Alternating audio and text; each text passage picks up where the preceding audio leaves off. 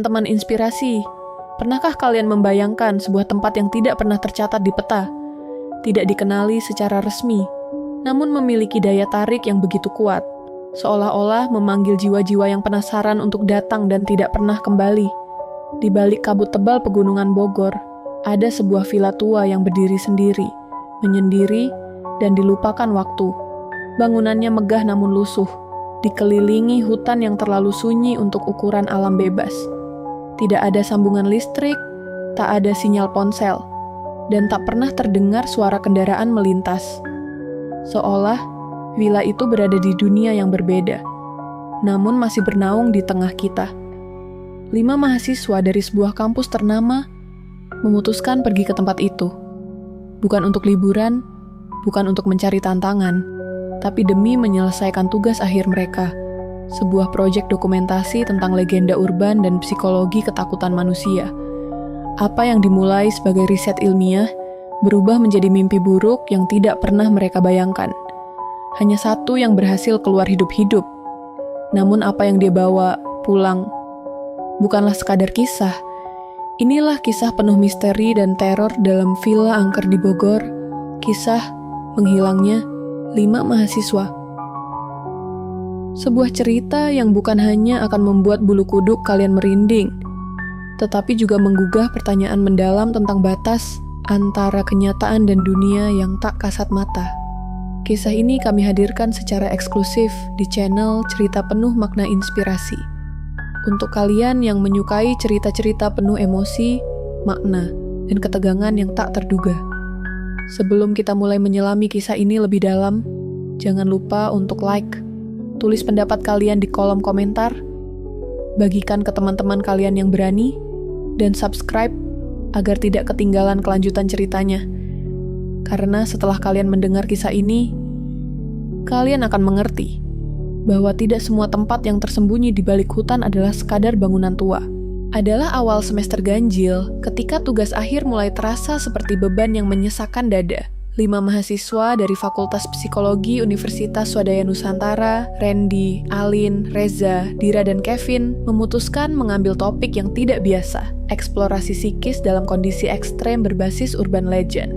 Bukan karena ingin mencari sensasi, tapi karena mereka ingin membedah rasa takut bukan dari teori, melainkan dari realitas yang dialami langsung. Pilihan yang ambisius, tapi juga berisiko.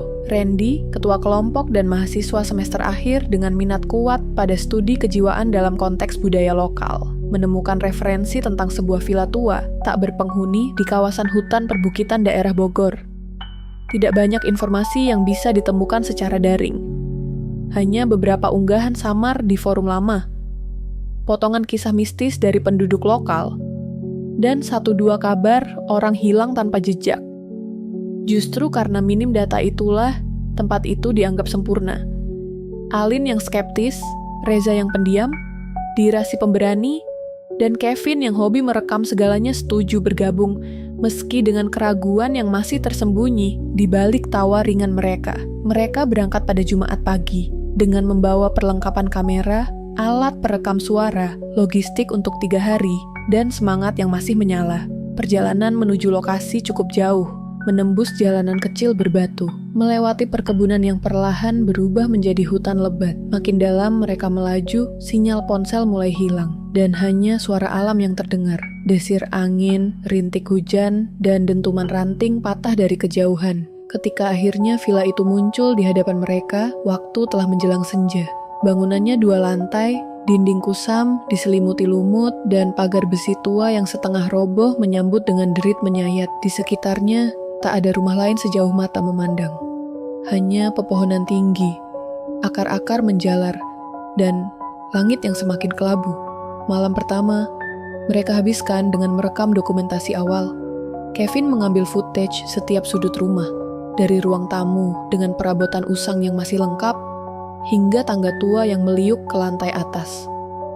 Alin mencatat kesan pertama mereka, sedangkan Dira dan Reza mulai menyiapkan peralatan eksperimen psikologi sederhana, lampu strobo, audio binaural, dan jurnal refleksi. Randy sementara itu duduk di pojok ruangan, termenung menatap dinding yang berwarna pudar. seolah mencoba membaca sesuatu yang tak tertulis.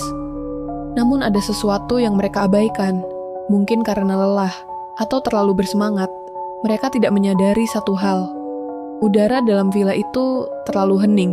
Bukan hening seperti malam biasa, melainkan keheningan yang menekan telinga, seperti ruang hampa. Tidak ada suara serangga, tidak ada lolongan anjing, tidak ada gesekan ranting. Seolah-olah villa itu bukan berada di tengah hutan, tapi di tengah kekosongan. Tengah malam, Kevin yang tidur paling larut sempat mengira dia mendengar suara langkah pelan dari lantai atas. Tapi ketika dia mengecek, tak ada apa-apa di sana. Hanya koridor gelap dengan cat yang terkelupas dan bayangan yang menari karena lampu darurat. Ia menganggap itu hanya sugesti. Mereka semua tahu mereka sedang bermain-main dengan rasa takut. Tapi benarkah hanya itu? Pagi berikutnya, semua masih terlihat biasa. Mereka sarapan seadanya, berdiskusi soal agenda hari itu, dan mulai merekam kembali.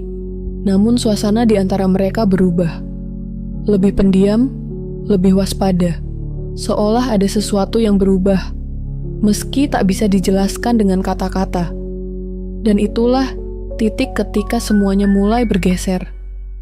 Sebuah catatan kecil ditemukan di balik laci lemari kayu di ruang tamu. Tulisannya nyaris terhapus, namun masih terbaca. Jangan percaya yang kalian lihat. Rumah ini tidak menerima tamu. Kalimat itu bukan peringatan biasa. Itu adalah awal dari sesuatu yang jauh lebih dalam dan mengerikan daripada yang mereka bayangkan.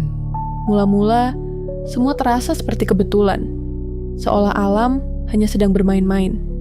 Tapi pagi itu, setelah menemukan catatan aneh di laci tua, hal-hal kecil mulai terjadi, dan semuanya memiliki satu kesamaan.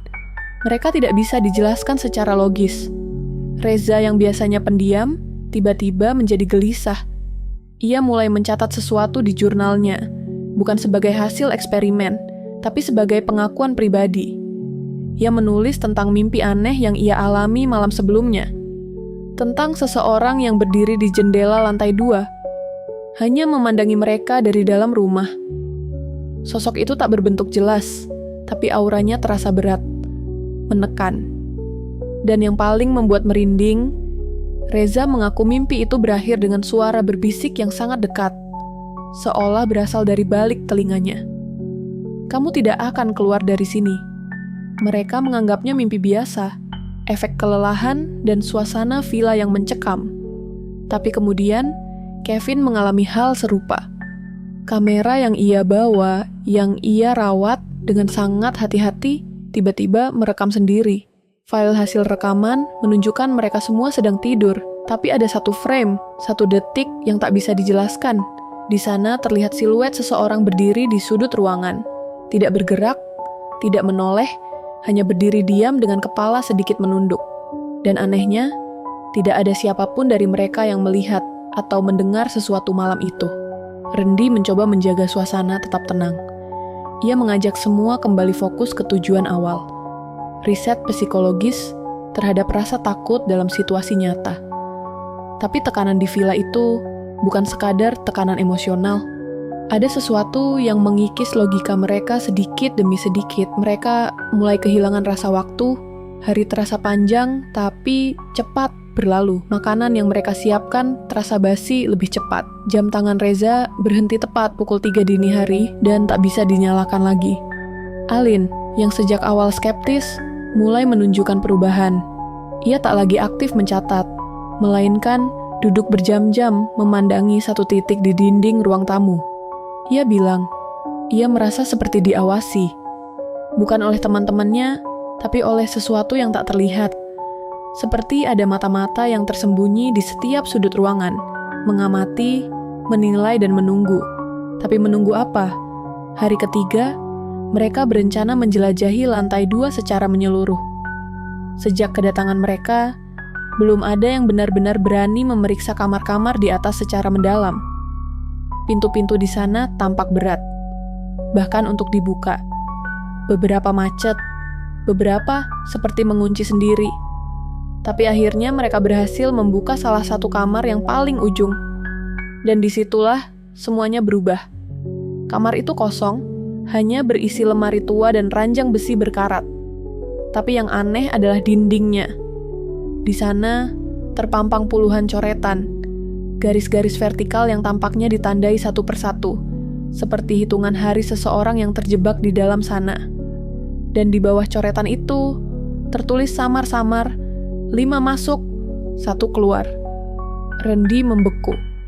Coretan itu bukan grafiti, itu semacam peringatan, mungkin juga dokumentasi.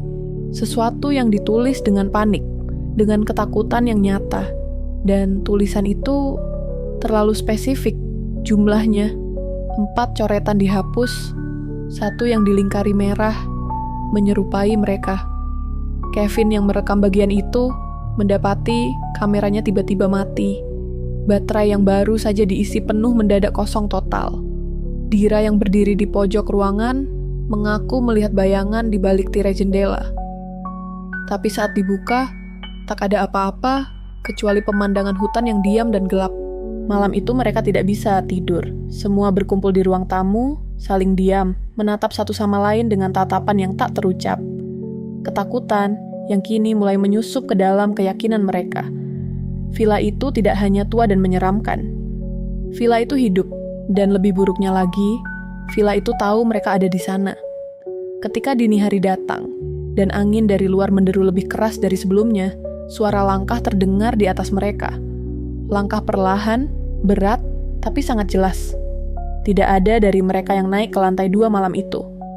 Tapi suara itu tetap terdengar, berjalan mondar-mandir, seolah ada yang sedang menunggu waktu untuk turun. Dan sejak saat itulah, mereka tak pernah lagi merasa sendiri. Suara langkah dari lantai atas tak hanya datang sekali.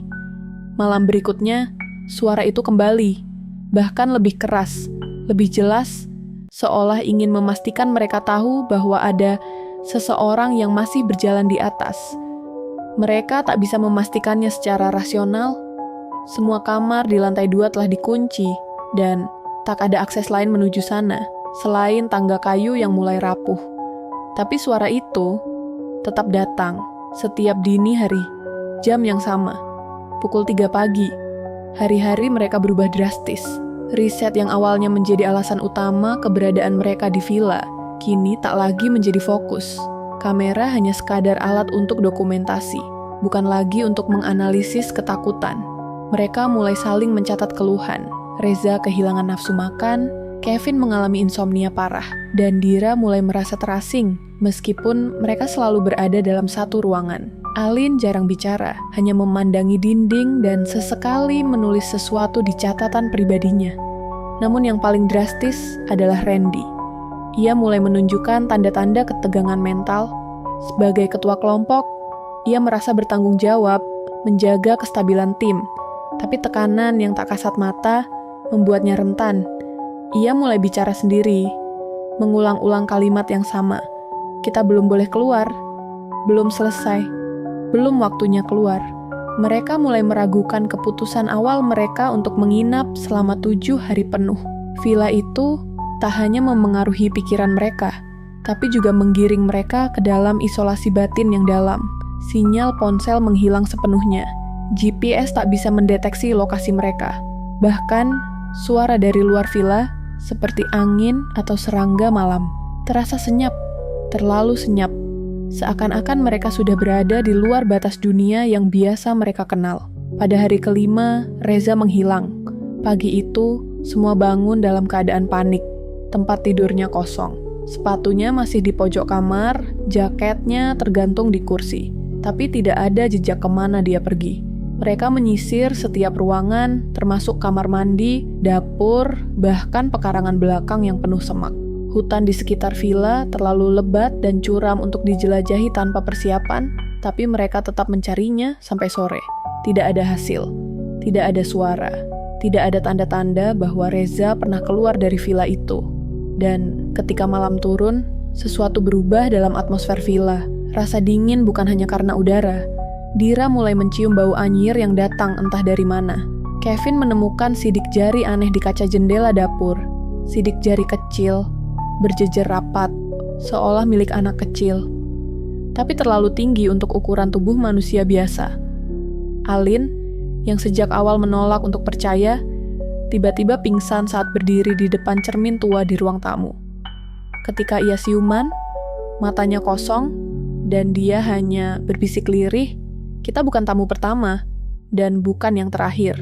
Mereka yang tersisa, Randy, Kevin, Dira, dan Alin, mulai merasakan kehadiran yang menyesakan, seolah udara di dalam villa makin berat setiap jam berlalu. Mereka mencoba tidur bersama di ruang tamu, saling berjaga secara bergantian, tapi rasa lelah mengalahkan semuanya.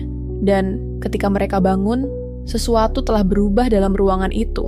Lilin yang mereka nyalakan padam dengan bekas leleh yang membentuk pola aneh di lantai. Salah satu kamera GoPro yang masih aktif merekam sendiri, memperlihatkan cahaya berkedip di sudut ruangan, seperti pantulan mata yang menatap dari balik lemari tua.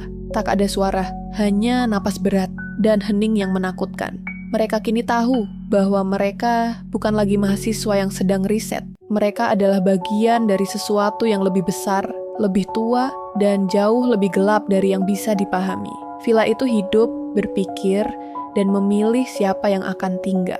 Dan ketakutan paling nyata muncul bukan karena suara-suara atau penampakan, tapi karena mereka mulai mempertanyakan satu hal. Apakah mereka benar-benar datang berlima? Atau sejak awal, ada satu sosok tambahan yang ikut bersama mereka, yang bukan manusia? Pernyataan itu menghantam kesadaran mereka, seperti badai yang menabrak perahu kecil di tengah laut. Rasa dingin yang tak masuk akal menyelimuti tubuh mereka. Pikiran mereka saling bertanya, tapi tak ada yang berani mengucapkannya dengan lantang. Siapa sosok itu?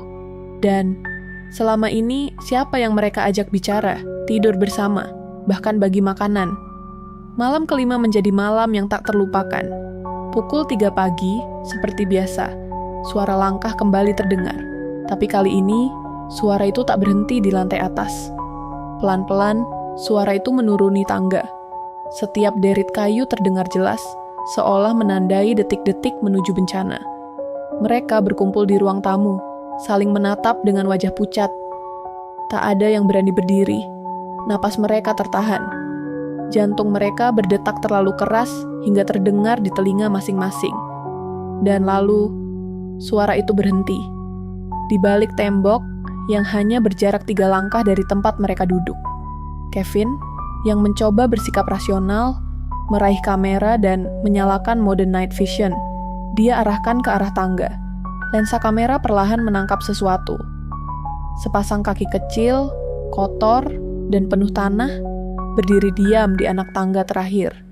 Tidak bergerak, tidak bersuara.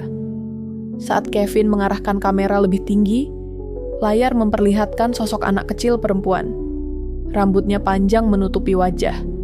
Gaun lusuhnya compang-camping, dan tangannya memegang sesuatu, sebuah boneka kain dengan kepala terbakar.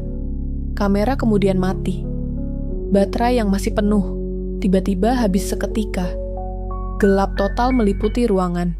Teriakan Alin membelah malam. Ia mendadak kejang, tubuhnya kaku, mulutnya menyeringai dalam ekspresi yang bukan miliknya. Dari tenggorokannya, keluar suara serak yang terdengar seperti, "Bukan manusia." Kata-kata yang tak dikenali, seperti mantra dari zaman yang terkubur. Randy dan Dira menahannya dengan panik, berusaha membangunkannya. Tapi tubuh Alin semakin berat, dingin, dan kaku, seperti kayu lapuk. Kemudian, dari cermin besar di ruang tamu, cermin yang sama tempat Alin pingsan beberapa hari lalu, mereka melihat pantulan sesuatu yang tak sesuai dengan jumlah mereka. Dalam pantulan itu, berdiri 6 orang, padahal hanya tersisa 4 manusia. Mereka berlari, panik, berhamburan tanpa arah. Villa tua itu seperti labirin.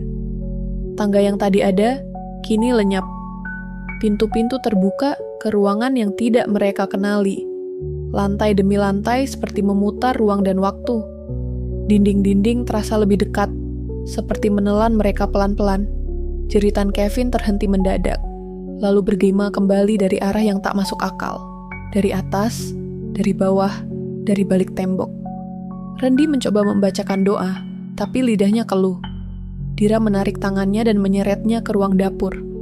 Di sanalah mereka menemukan sesuatu yang mengubah segalanya. Sebuah buku catatan kulit tua tergeletak di balik tumpukan karung beras usang. Catatan itu ditulis dengan tulisan tangan, memuat nama-nama. Bukan hanya nama Reza atau Alin, tapi juga belasan nama lain, lengkap dengan tanggal-tanggal. Dan satu hal yang membuat darah mereka membeku. Semua tanggal kematian tertulis dalam tulisan merah, termasuk nama mereka, dengan tanggal yang belum dilewati. Di bawah catatan itu ada foto hitam putih, lusuh, memperlihatkan sekelompok mahasiswa. 5 orang berpose di depan villa yang sama. Di balik foto itu tertulis, "Jangan datang lagi. Kami tidak bisa keluar." Rasa panik berubah menjadi keputusasaan. Mereka mulai menyadari bahwa ini bukan sekadar gangguan gaib. Ini adalah perangkap. Villa itu bukan tempat tinggal, tapi semacam penjara roh. Dan setiap yang masuk akan meninggalkan jejak. Jiwa mereka akan dikenang, dicatat, dan suatu hari digunakan kembali untuk menjerat tamu berikutnya.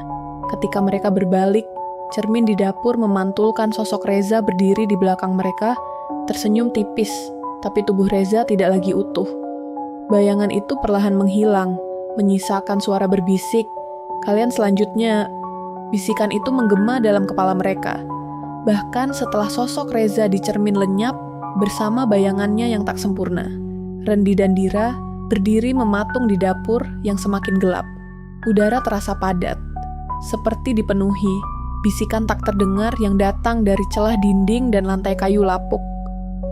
Mereka tahu satu hal. Jika mereka tetap di villa ini satu malam lagi, mereka tidak akan pernah bisa keluar. Dira menggenggam erat buku catatan kulit tua itu. Entah kenapa, ia merasa buku itu menjadi satu-satunya pegangan yang masih bisa dipercaya di tengah kekacauan ini. Dalam ketakutan dan kebingungan, mereka memutuskan untuk kembali ke ruang tamu, mencari Alin dan Kevin, kalau mereka masih hidup atau masih manusia. Tapi yang mereka temukan hanyalah keheningan. Sofa tempat Alin kejang-kejang telah kosong. Tidak ada jejak, tidak ada suara. Hanya boneka kain hangus tergeletak di karpet, menghadap ke arah cermin besar yang kini retak di tengahnya. Cermin itu memantulkan gambaran yang tidak sesuai dengan kenyataan. Dalam pantulan, ruang tamu masih utuh, tanpa retakan, tanpa kegelapan, dan yang paling mengerikan, memantulkan Kevin sedang duduk santai, tersenyum. Padahal ruang di depan mereka kosong. Dira menutup matanya, berusaha menahan tangis. Tapi Randy, dengan sisa keberanian yang dimilikinya, menggenggam lengannya dan membisikkan satu kata yang menjadi pemicu tindakan, kabur. Mereka menelusuri lorong-lorong villa tua itu, kali ini dengan arah yang lebih hati-hati. Mereka menyadari pola tertentu dalam perubahan arsitektur villa, seolah setiap emosi mereka, takut, marah, panik, mengubah bentuk lorong dan jumlah pintu. Maka mereka mencoba tenang, walau susah.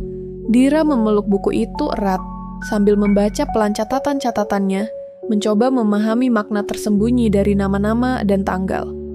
Lalu, mereka menemukan sesuatu yang aneh. Sebuah pintu kecil di balik lemari tua nyaris tak terlihat.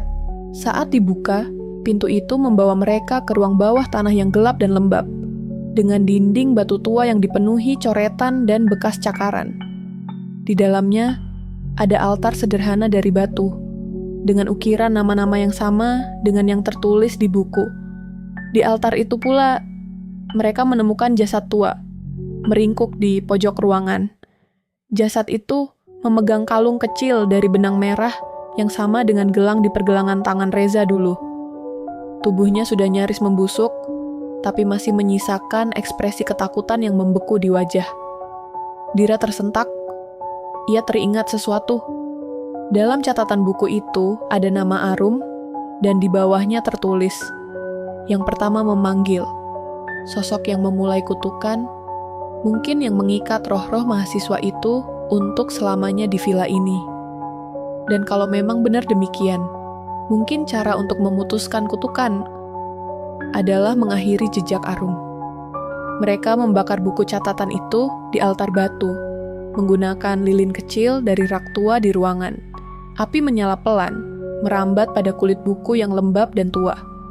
Asapnya memenuhi ruangan, berputar-putar seperti pusaran kabut, lalu masuk ke dalam retakan dinding. Tiba-tiba, villa bergetar. Suara tangisan terdengar dari dinding, dari lantai, dari langit-langit, jeritan, atau justru tawa. Tak bisa dibedakan, cermin-cermin di seluruh ruangan pecah satu persatu. Lampu gantung bergoyang liar.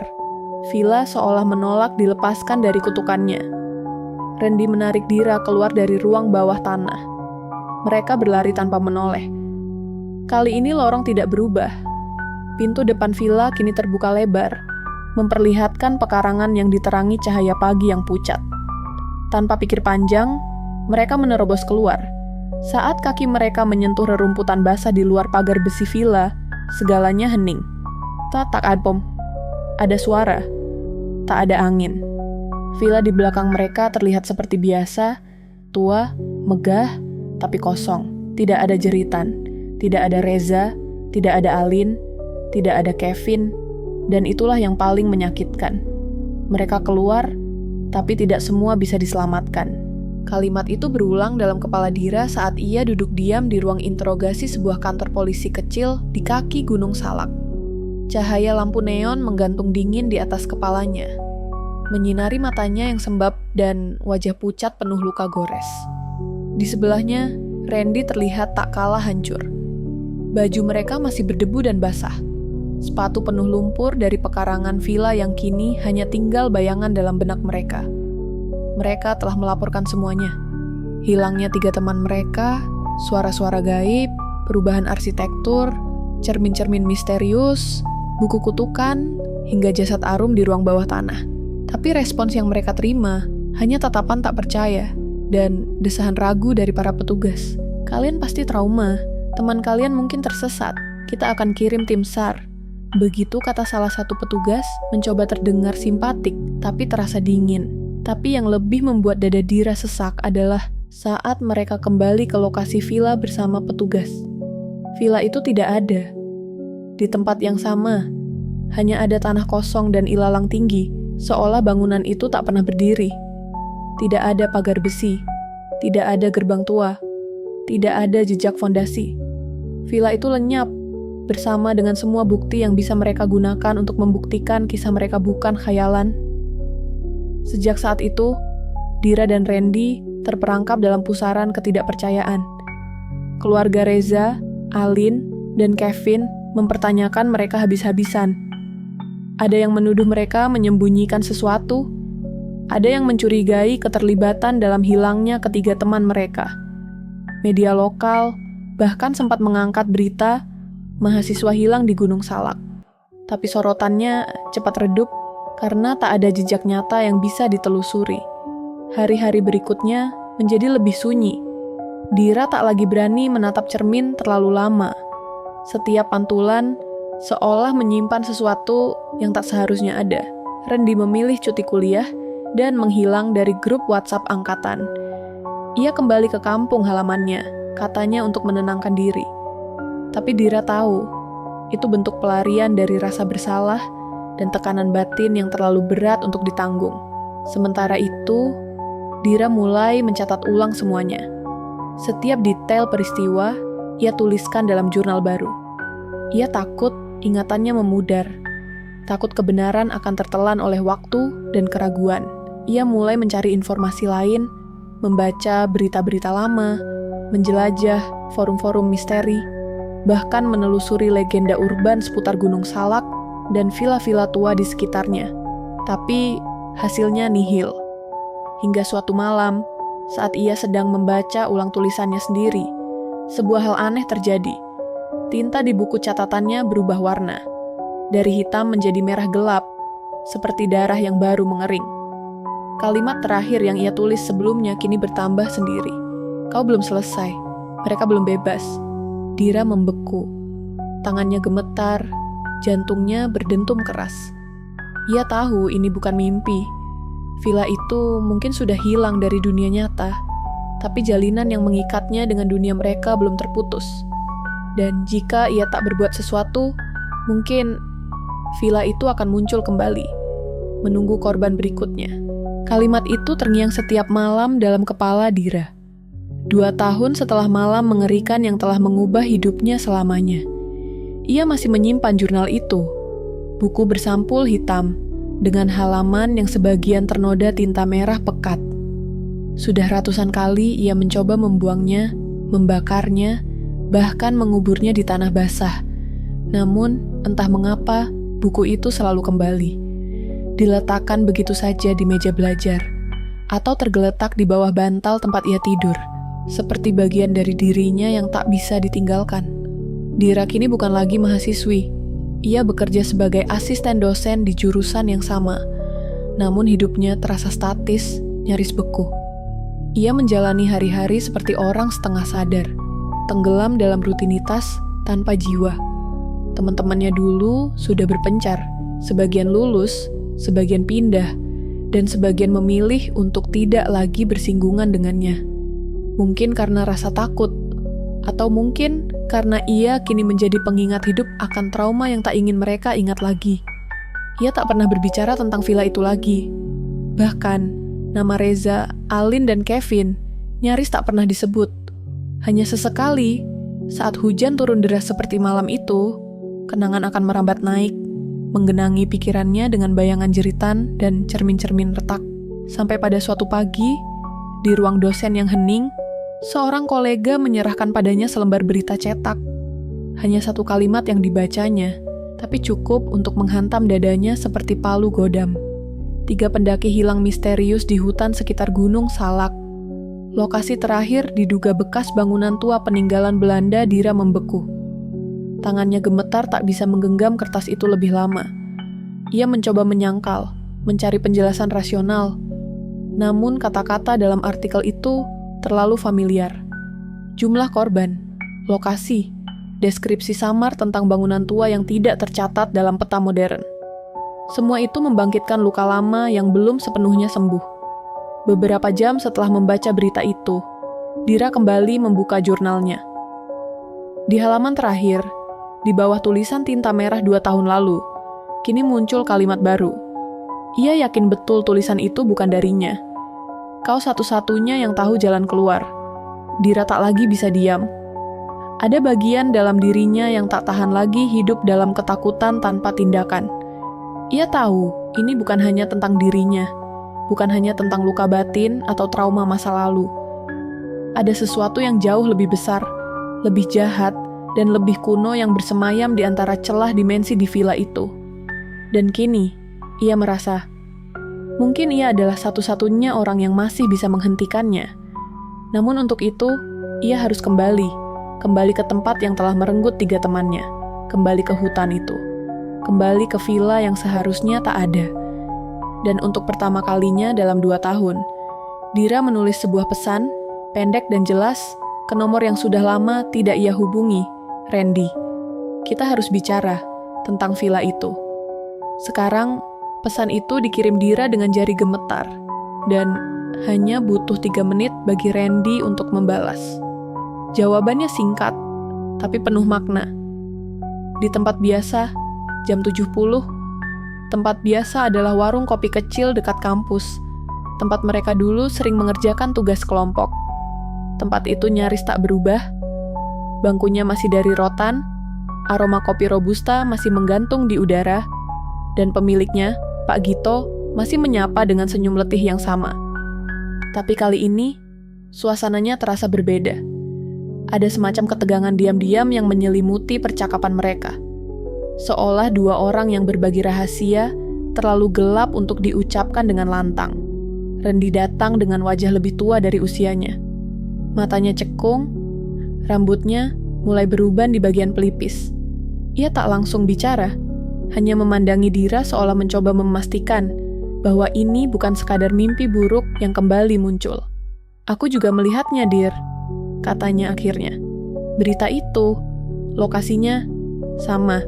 Randy pun mengeluarkan sebuah peta lusuh dari dalam tasnya. Ia menyisirnya dengan telunjuk, lalu menunjuk titik kecil di antara 2 jalur pendakian menuju Gunung Salak.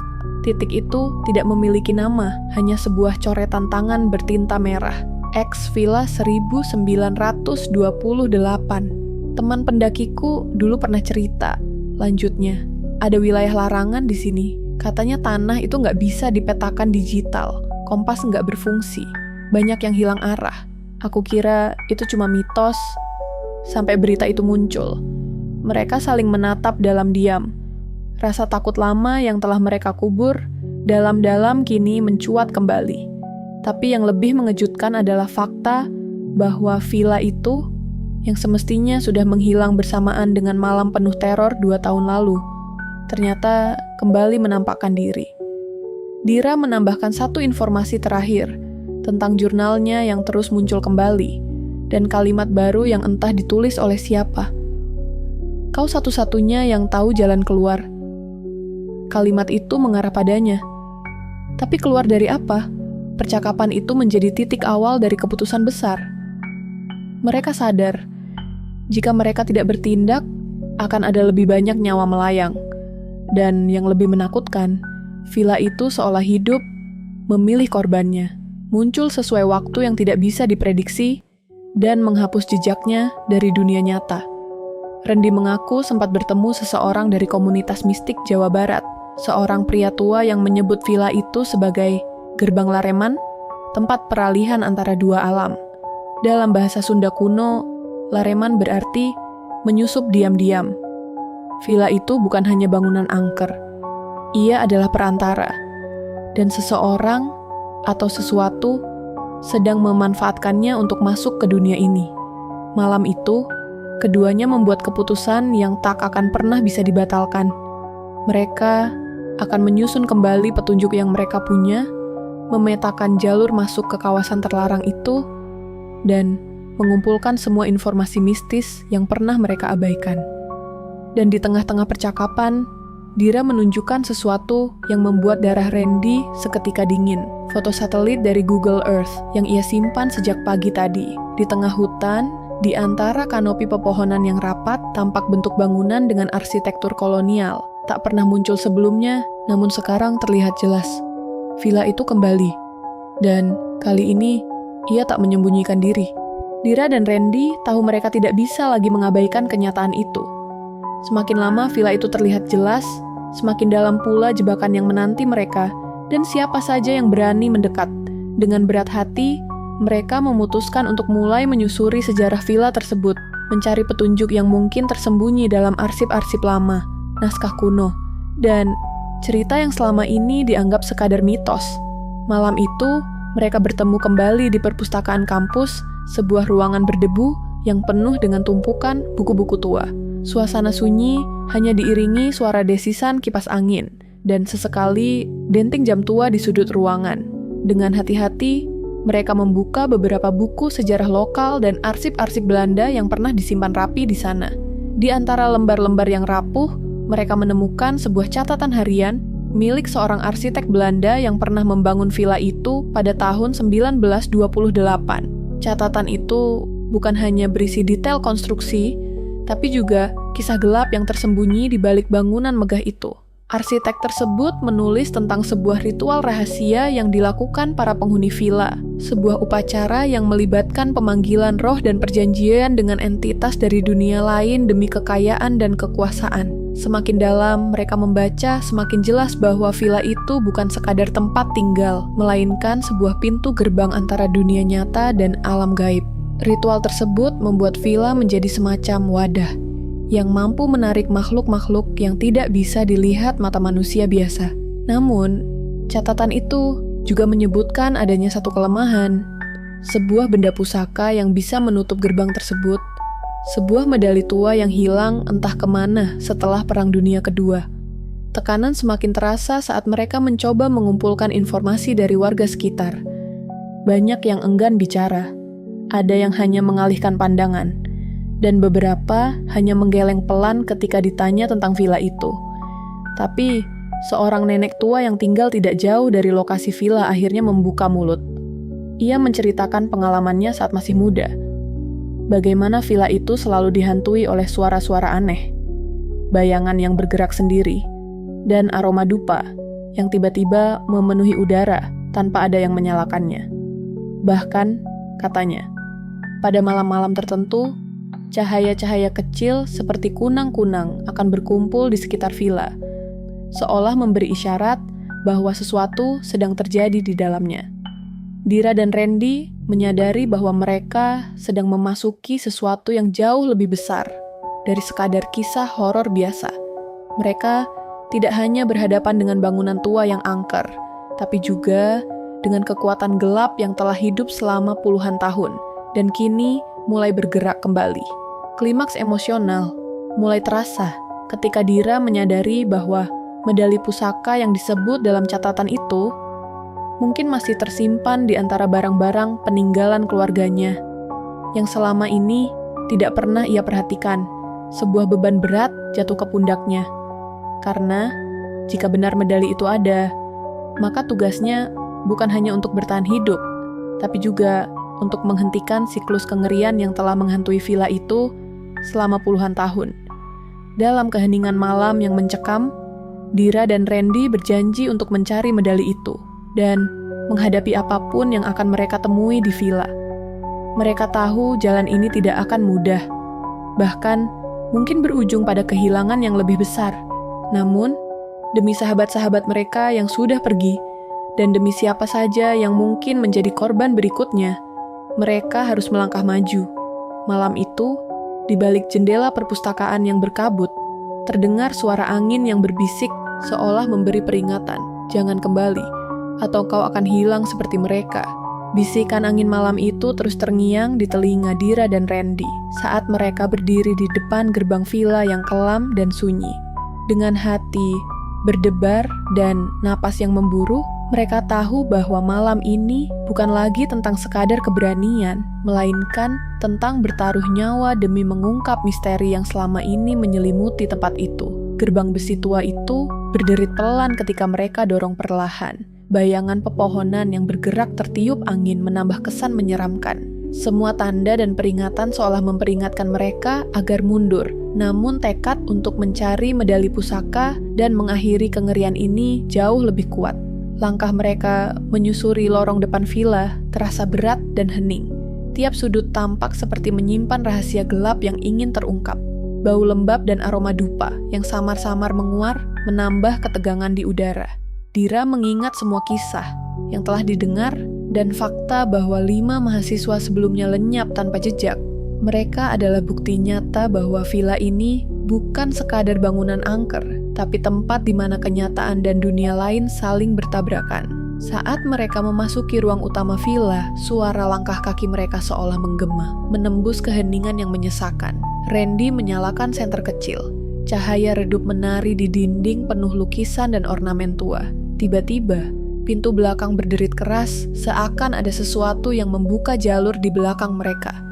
Jantung mereka berdegup kencang, suasana berubah drastis.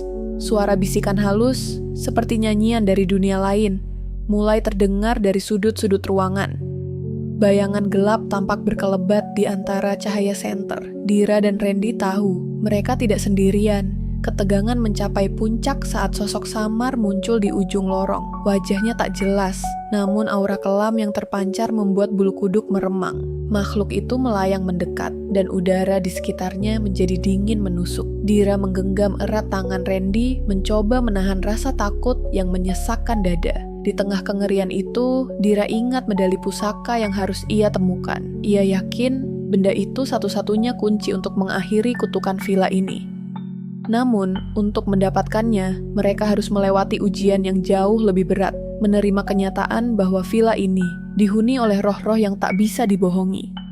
Ketegangan dan ketakutan menekan mental mereka, tapi sebuah kekuatan yang lebih besar mendorong mereka untuk tetap maju.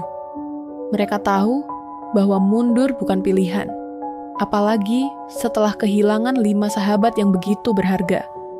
Saat bayangan gelap semakin mendekat, Dira mengambil nafas panjang, lalu berbisik pada dirinya sendiri bahwa ini adalah saatnya menghadapi kegelapan itu secara langsung. Sebuah pertempuran antara dunia nyata dan gaib pun dimulai, dengan harapan kecil yang membara untuk menyelamatkan diri dan menuntaskan misteri yang mengikat villa ini.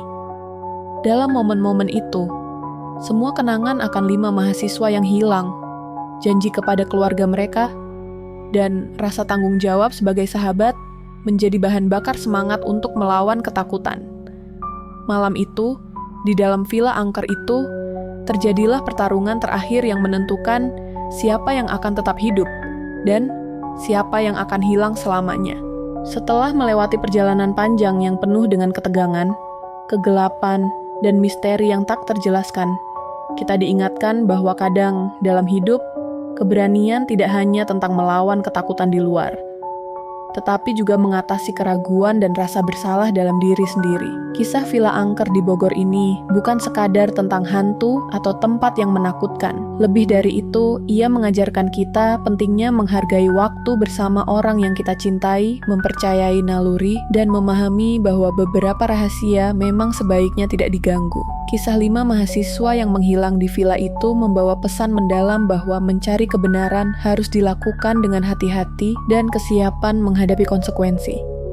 Setiap langkah kita, apalagi yang berhubungan dengan dunia yang belum sepenuhnya kita mengerti, memerlukan rasa hormat dan kehati-hatian. Dan kadang, keberanian terbesar adalah menerima bahwa ada hal-hal yang tidak bisa kita kendalikan. Teman-teman inspirasi, setelah mendengar kisah ini, apa yang kalian pikirkan tentang keberanian dan batas antara dunia nyata dengan dunia lain? Pernahkah kalian mengalami kejadian yang tak bisa dijelaskan? Atau mungkin kalian punya pendapat tentang bagaimana sebaiknya kita menghadapi misteri seperti Villa Angker ini?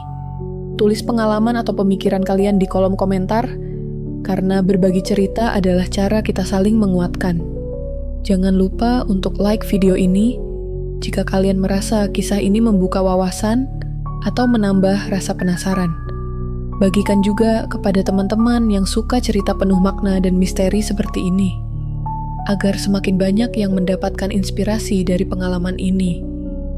Dan tentu saja, subscribe channel Cerita Penuh Makna Inspirasi, supaya tidak ketinggalan cerita-cerita menarik lainnya yang penuh dengan pelajaran hidup dan makna dalam setiap narasinya. Sekali lagi, terima kasih telah menyimak Villa Angker di Bogor. Kisah menghilangnya 5 mahasiswa. Bersama kami di Cerita Penuh Makna Inspirasi. Sampai jumpa di cerita berikutnya, dengan kisah-kisah yang tidak hanya menegangkan, tetapi juga menginspirasi jiwa